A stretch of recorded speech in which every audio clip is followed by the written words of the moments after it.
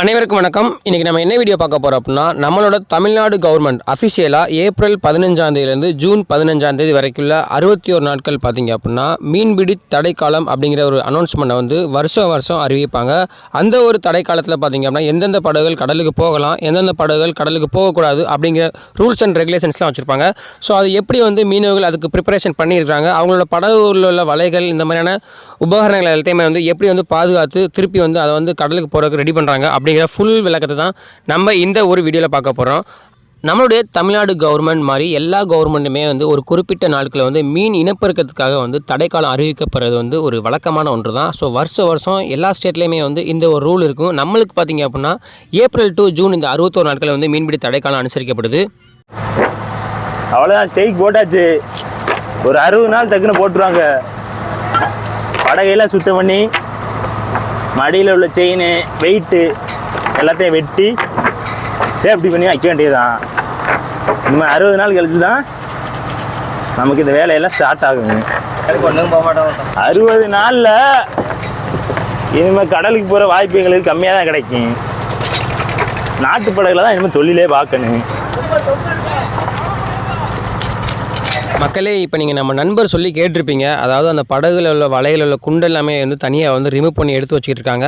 அந்த குண்டு எல்லாமே வலையோடு இருந்துச்சு அப்படின்னா அது இன்னும் துருப்பிடிச்சு வேஸ்ட்டாக போயிடும் அப்படிங்கிற காரணத்தால் அந்த குண்டுகளெல்லாம் எடுத்து என்ன பண்ணுவாங்க அப்படின்னா கம்பெனியில் கழிவாயில் வச்சுருப்பாங்க. அந்த கழிவாயிலுக்குள்ளே அந்த குண்டை போட்டு வச்சாங்கன்னா அவங்க அடுத்து கடலுக்கு போகும்போது அந்த குண்டு எடுக்கும்போது இப்போ நம்ம எப்படி போட்டோமோ அதே மாதிரி இருக்கும். அதே மாதிரி பார்த்திங்க அப்படின்னா கடலுக்கு போய்ட்டு அந்த கடைசி கடல் பார்த்திங்க அப்படின்னா கடலுக்கு போன மீனவர்கள் எல்லாருமே ஒரு கடுமையான வேலை அப்படின்னு தான் சொல்ல முடியும். அதில் உள்ள போட்டில் உள்ள அந்த சாதனங்கள் இருந்தாலும் சரி, அதே மாதிரி அந்த படகை சுத்தம் பண்ணுறது, அதாவது கடலுக்கு போய்ட்டு ஒரு 10 மணிக்கு வராங்க அப்படின்னா அவங்க வந்து வீட்டுக்கு வர அந்த கடைசி கடல் மட்டும் வீட்டுக்கு வரதுக்கு 3 மணி ஆயிருங்க.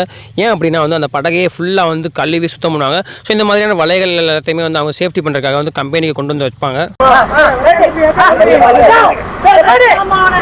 மேக்ஸிமம் பார்த்திங்க அப்படின்னா அந்த விசைப்படவில் உள்ள எல்லா விலையுயர்ந்த பொருட்கள் எல்லாமே வந்து அவங்க வந்து வீட்டுக்கு எடுத்து வந்துடுவாங்க. அதே மாதிரி கம்பெனியில் வைக்க வேண்டிய பொருட்கள் போல் கம்பெனியில் வச்சுருவாங்க. அதுக்கப்புறமா வந்து பார்த்தோம் அப்படின்னா இந்த படகை வந்து பராமரிக்கிறது ரொம்பவே கஷ்டங்க. அதாவது கடலுக்கு போய்கிட்டு இருக்கும்போது பார்த்திங்க அப்படின்னா இப்போ நம்ம ராமேஸ்வரத்தில் படகு இருக்குன்னா ராமேஸ்வரத்தில் கடலுக்கு போய்கிட்டு இருந்துச்சு அப்படின்னா கிட்டத்தட்ட ஒரு வாரத்தில் 7 நாள்னா ஒரு 5 நாள் நம்ம வந்து ராமேஸ்வரம் போயிட்டு வந்துடுவோம். அதே மாதிரி படகுகளையும் வந்து பராமரிக்கிறதுல ரொம்ப கவனமாக இருப்போம். அதே மாதிரி பார்த்திங்க அப்படின்னா இந்த தடை காலத்தில் பார்த்தோம் அப்படின்னா இங்கே கடலுக்கு போய் இந்த மீனவர்கள் எல்லாருமே வேறு ஒரு தொழிலுக்கு வழி இல்லாமல், அதாவது இங்கே உள்ள சிறிய நாட்டு படகுகள் வள்ளங்கள் போய் பார்த்தீங்க அப்படின்னா குறிப்பிட்ட ஆள் தான் போக முடியும். அதே மாதிரி அதுக்கான ஆட்கள்லாம் இருந்தாங்க அப்படின்னா நிறைய பேர் வந்து கடலுக்கு போகாமல் வீட்டில் இருப்பாங்க.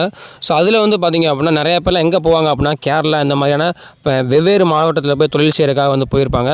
ஸோ அதுக்கப்புறமா பார்த்தீங்க அப்படின்னா அந்த சிறு தொழில் பண்ணுறதுனால, அதாவது சின்ன சின்ன வள்ளங்கள்லையும் நாட்டு படகுலையுமே கடலுக்கு போகிறதுனால மீன்களோட விலையுமே வந்து ரொம்பவே ஜாஸ்தியாக இருக்குங்க. அதாவது இழுவை படகுகள் விசைப்படகுகள் கடலுக்கு போகாத ஒரு காரணத்தினால மீனோட வரத்து வந்து கொஞ்சம் கம்மியாக தான் கிடைக்கும்.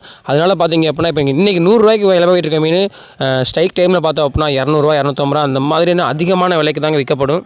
தற்போது அறிவிக்கப்பட்டிருக்க மீன்பிடி தடைக்காலம் நம்மளோட தமிழ்நாடு கவர்மெண்ட் 61 நாட்களுக்கு வந்து கொடுத்துருக்க ரீசன் என்ன அப்படின்னா அந்த ஒரு 61 நாட்களுக்குள்ள இடைப்பட்ட காலத்தில் தான் நிறையா மீன்களோட இனப்பெருக்க காலம் அப்படிங்கிற மாதிரி ஆராய்ச்சிலையும் ஆய்வுகள் படி வந்து நிரூபிக்கப்பட்டிருக்கு.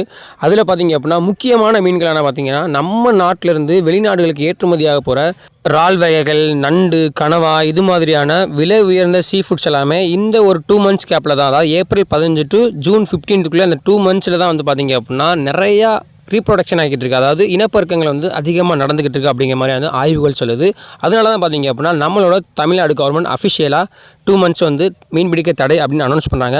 அந்த 2 மந்த்ஸ் தடையில் வந்து யாரெல்லாம் போகலாம் யாரெல்லாம் போகக்கூடாது அப்படின்னா இழுவை படகுகள், அதாவது விசைப்படகுகளும் இழுவை படகுகளும் தடை செய்யப்பட்டிருக்கு. அதை தவிர்த்து பார்த்திங்க அப்படின்னா சிறிய நாட்டு படகுகள், சின்ன சின்ன ஃபைபர் படகுலாம் வந்து கடலுக்கு போகலாம். தற்போது இந்த மீன்பிடி தடைக்காலத்தில் பாதிக்கப்படுற மீனவர்கள் யாரெல்லாம் அப்படின்னு கேட்டிங்கன்னா சின்ன சின்ன நாட்டு படகுல கடலுக்கு போகிறோம் அப்படின்னா வந்து அதிகபட்சம் 5 பேர் தான் போக முடியும். ஆனால் விசைப்படகுல பார்த்தீங்கன்னா 10 பேர் வரைக்கும் கடலுக்கு போவாங்க.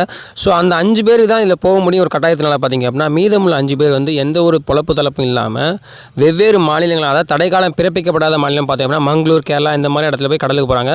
ஸோ 60 நாட்கள் தடைக்காலத்தோட குடும்பத்தோட டைம் ஸ்பெண்ட் பண்ண முடியாமல் தன்னோட பொழப்புக்காக வந்து வெவ்வேறு மாநிலங்களுக்கு ஓடுற ஒரு சூழ்நிலைக்கு வந்து மீனவர்கள் தள்ளப்படுறாங்க. இந்த ஒரு வீடியோ மூலிமா தடைக்காலத்தோட ரீசன் என்ன அப்படிங்கிறத வந்து நீங்கள் ஃபுல்லாகவே டீட்டெயில்ஸாக தெரிஞ்சிருப்பீங்கன்னு நினைக்கிறேன்.